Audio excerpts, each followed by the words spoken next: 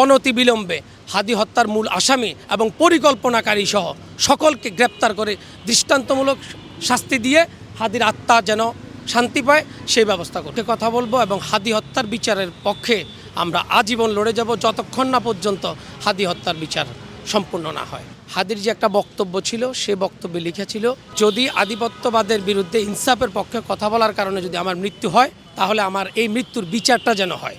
সেই দাবিটা আমরা কন্টিনিউ করব এবং দাবি আমাদের আদায় না হওয়া পর্যন্ত আমরা পৃথিবীর যে প্রান্তে থাকি আমরা সেই প্রান্ত থেকে আমরা সেই দাবির পক্ষে কথা বলবো এবং হাদি হত্যার বিচারের পক্ষে আমরা আজীবন লড়ে যাব যতক্ষণ না পর্যন্ত হাদি হত্যার বিচার সম্পূর্ণ না হয়।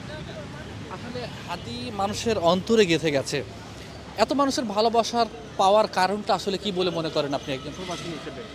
আসলে আমরা বাংলাদেশি জাতি একটা ইমোশনাল জাতি, আর দেশের পক্ষে যারা কথা বলে, হাদি কিন্তু একজন একটা গ্রামের মেম্বারও না, একটা ওয়ার্ডের একটা কমিশনারও না, সে একটা মেয়রও কখনো হয় নাই, কিন্তু আজকে বাংলাদেশের মানুষের পক্ষে কথা বলার কারণে মানুষের ভিতরে যে ভালোবাসা সৃষ্টি হয়েছে আজকের সেটাই তার প্রমাণ। এবং এই যে বিচার প্রক্রিয়াটা এটা আসলে আপনি কিভাবে দেখছেন? বিচার প্রক্রিয়াটা আমরা তো বিভিন্ন রাষ্ট্রে আমরা যাই দেখি, বিচার প্রক্রিয়াটা আমাদের বর্তমান যে অথর্ব অপদার্থ দুইটা উপদেষ্টা, একটা হচ্ছে আসিফ নজরুল এবং আরেকজনের নামটা আমি স্মরণ করতে পারতেছি, স্বরাষ্ট্র উপদেষ্টা, এই দুইজন তাদের গাফেলতির কারণে আজকের এতক্ষণ পর্যন্ত সেটা দেরি হচ্ছে।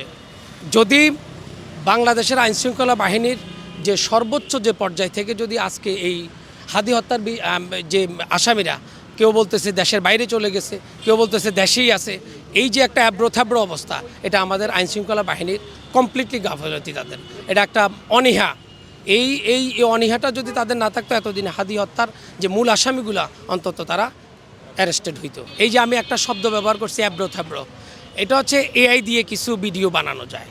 আপনারা জানেন এখানে আধুনিক যুগ, এই আধুনিক যুগে অনেক কিছু করানো সম্ভব। আমার ফেসটাকে এখন আপনি শেখ হাসিনার ফেস দিয়েও আপনি এখন প্রোটেস্ট করতে পারেন, এটা এআই এর একটা কিন্তু সত্য ঘটনাটা কে জানবে? আপনি আমরা কেউই জানবো না।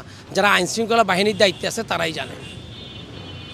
জানে, তারাই মূল ঘটনা, এই মূল হত্যাকারীকে, এটার পরিকল্পনাকারীকে, কে হত্যা করছে তারা সবাই অবশ্যই তারা জানে।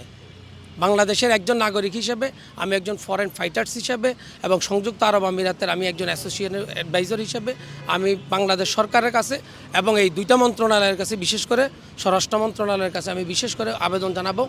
আমরা 1,65,00,000 প্রবাসীর পক্ষ থেকে আমি আপনাদের কাছে বিনীত অনুরোধ করব, অনতিবিলম্বে হাদি হত্যার মূল আসামি এবং পরিকল্পনাকারী সহ সকলকে গ্রেপ্তার করে দৃষ্টান্তমূলক শাস্তি দিয়ে হাদির আত্মা যেন শান্তি পায় সেই ব্যবস্থা করুন।